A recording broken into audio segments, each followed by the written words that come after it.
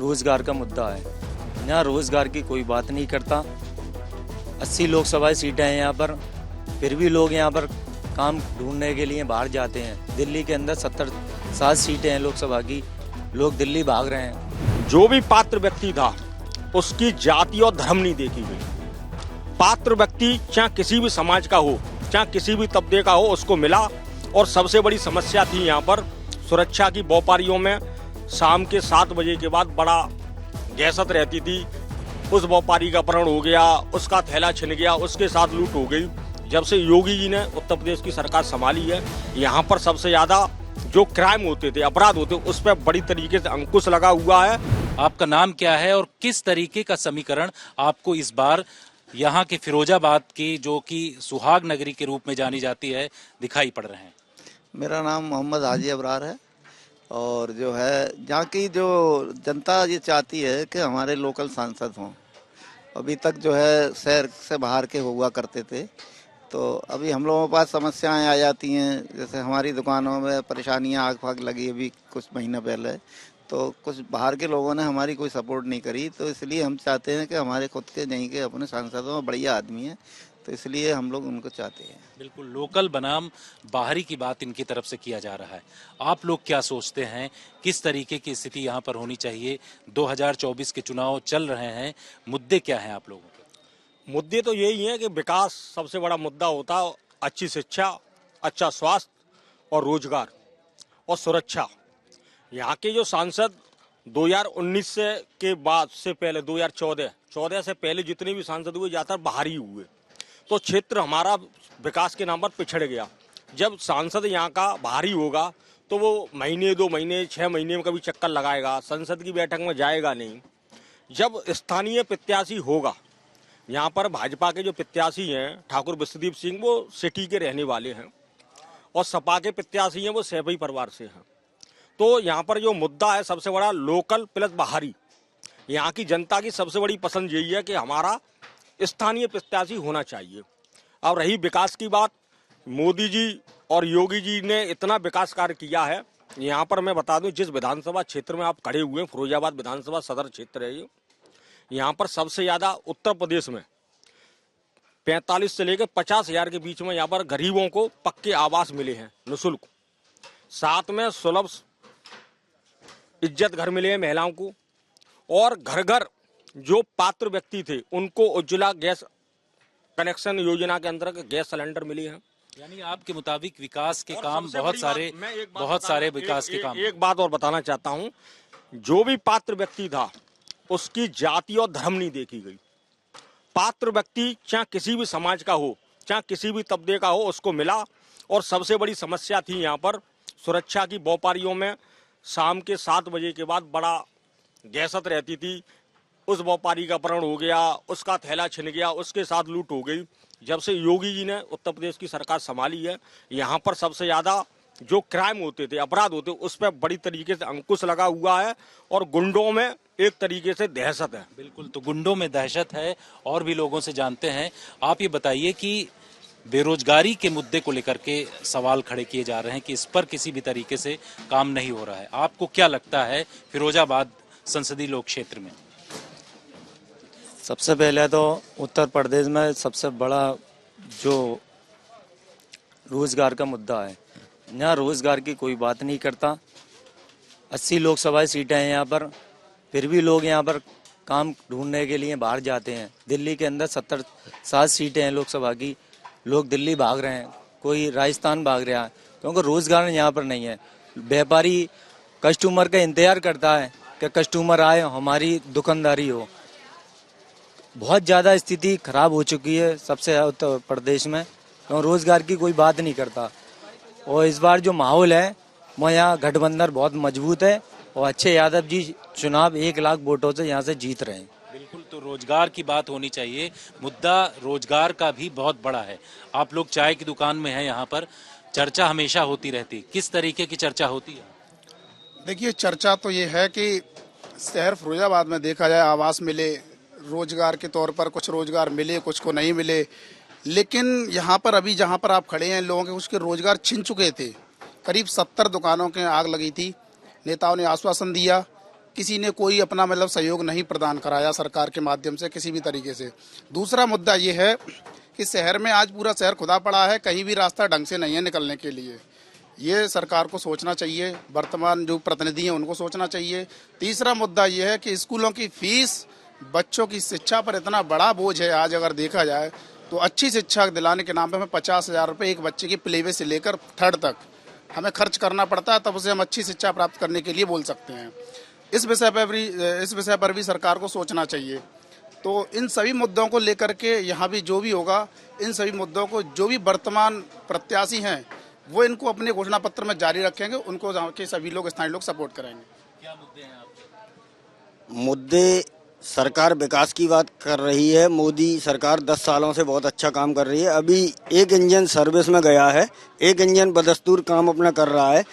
4 जून के बाद सर्विस होने के बाद दुगनी स्पीड से फिर मोदी सरकार काम करेगी 3.0 के अंतर्गत।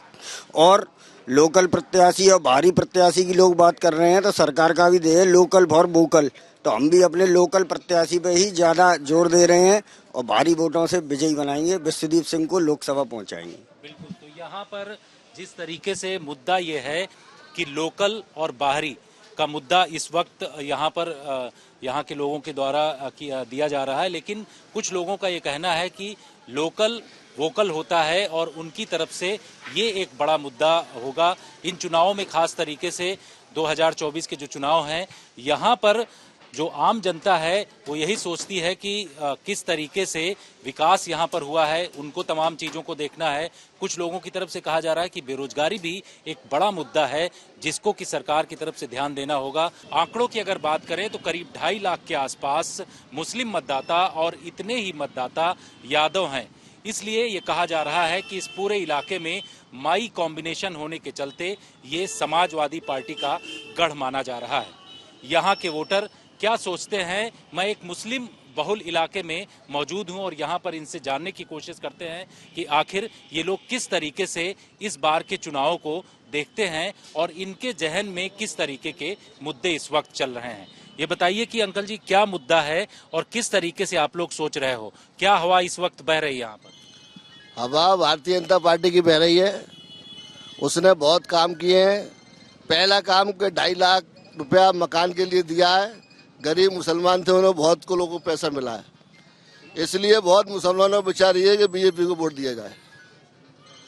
आप बताइए कि किस तरीके का यहाँ पर मुद्दा इस वक्त चल रहा है, जरूरत क्या है लोगों की और किस तरीके की हवा बह रही इस वक्त? इस वक्त मोदी जी की जरूरत है, क्योंकि मोदी जी ने काम किया है। जो बीमार लोग थे तो आयुष्मान योजना के अंतर्गत आज इलाज करा रहे हैं और राशन फ्री मिल रहा है और महिलाओं की सुरक्षा इस सरकार में बहुत बेहतर है। इसलिए मोदी जी का माहौल है मुसलमानों में। बिल्कुल, तो मोदी जी का माहौल यहाँ पर भी है। आप ये बताइए कि फिरोजाबाद में जिस तरीके से कहा जा रहा है मुस्लिम और यादव कॉम्बिनेशन के चलते ये समाजवादी पार्टी का गढ़ है, क्या आपको लगता है यहाँ पर किस तरीके के मुद्दे हैं? सबसे बड़ा मुद्दा है रोजगार का, क्योंकि उत्तर प्रदेश में 80 लोकसभा सीटें हैं, फिर भी लोग यहाँ के बाहर लोग काम करने जाते हैं। यहाँ रोजगार है नहीं, व्यापारी परेशान है, कस्टमर के लिए इंतजार करता कब कस्टमर आए और हमारी बिक्री हो। दिल्ली के अंदर 60 लोकसभा सीटें हैं, लोग दिल्ली के लिए प्लान कर रहे हैं रोजगार के लिए, क्योंकि ये चुनाव लोकतंत्र बचाने के लिए चुनाव है, ये युवा का चुनाव है, ये महिलाओं का चुनाव है। जिस तरीके से भारतीय जनता पार्टी ने वादे करे थे, अच्छे दिन आएंगे, 15-15 लाख रुपए सभी लोगों के खाते में आएंगे, किसी के खाते में 15 रुपए तक नहीं आए। ये सिर्फ जुमलेबाजों की सरकार है और 2024 में गठबंधन इतना मजबूत है, इनको जड़ से उखाड़ने का काम 2024 में हो चुका है और जनता ने मन बना चुका है इस बार, क्योंकि अच्छे यादव जी 1 लाख 1.5 लाख वोटों से फिरोजाबाद से चुनाव जीत रहे हैं और मुस्लिम समाज और दलित समाज का मूड बन चुका है गठबंधन को वोट देने का और इस बार निश्चित हो चुका है लोकसभा अच्छे यादव जी जहाँ तक चुनाव जीत रहे हैं। आप ये बताइए कि ये बोल रहे हैं कि यहाँ पर सभी लोग जो है उनका मूड बन चुका है, वो बदल चुके हैं, आप इस में क्या कहेंगे? जी देखिए, विकास बहुत हुआ है फिरोजाबाद में। पहले पानी भर जाया करता था, गड्ढे हुआ करते थे, इतना विकास हुआ है मुस्लिम क्षेत्रों में, मैं समझता हूँ 2014 से पहले कभी नहीं हुआ। गड्ढे अभी पड़े हैं, मैं आपको दिखा दूंगा गड्ढे कितने साल बिल्कुल सही बात है। जितना विकास हुआ है इतना विकास किसी सरकार में नहीं हुआ है, सबसे ज्यादा विकास सरकार में हुआ है। और सपा और बसपा की तो बात यह है कि सपा के घर वाले ही खुद सपा छोड़ के भाग रहे हैं। हरिओम यादव भाग चुके, बीजेपी में आ गए। रामवीर बीजेपी में आ गए। उनके घर के परिवार के लोग रिश्तेदार हैं, वो सारे लोग आ चुके हैं। सबने मन बना लिया है, उन्होंने अपना मन बना लिया है कि बीजेपी को जिता के ही छोड़ेंगे। 2.5 लाख वोटों से जीतेगी बीजेपी। मोदी सरकार में कोई हिंदू मुसलमान नहीं होता, सबसे सेकुलर पार्टी है। कोई यहाँ पर किसी तरह की वो नहीं होती। हमारे हजरत ये बिल्कुल सही कह रहे हैं, यहाँ से मोदी जी जीत रहे हैं। कोई सबसे सेकुलर पार्टी है। मुद्दा क्या है आप लोगों के इस इलाके में? जो बहुत टॉप चल रहे हैं। जब से बीजेपी सरकार आई है दुकानदारों की लाइन लगी रहती है, हम लोगों को फुर्सत नहीं है। सोना बहुत सस्ता हो चुका है, सोने की रेट शायद 10-20 हजार रुपए हो गई है। सोना बहुत सस्ता हो गया है। सस्ता कहाँ हो गया? सोना तो बहुत महंगा। नहीं, सस्ता हो रहा, सोना सस्ता है। सोना मोदी मोदी जी से पूछिए आप, सस्ता है। अभी हमारे भाई साहब ने बोला कि नहीं सपा छोड़ के भाजपा में शामिल हो रहे हैं। सपा में जब तक था वो बिल्कुल क्लियर था, भाजपा के आने के बाद में अपराधी हो जाते हैं, लोग बताते हैं। ये सिर्फ जुमलेबाजों की सरकार है। अपराधियों को ये पनाह देते हैं, अपराधियों को पूरे टिकट देते हैं। नहीं बता दिया। अब ये भाई अपनी जान है।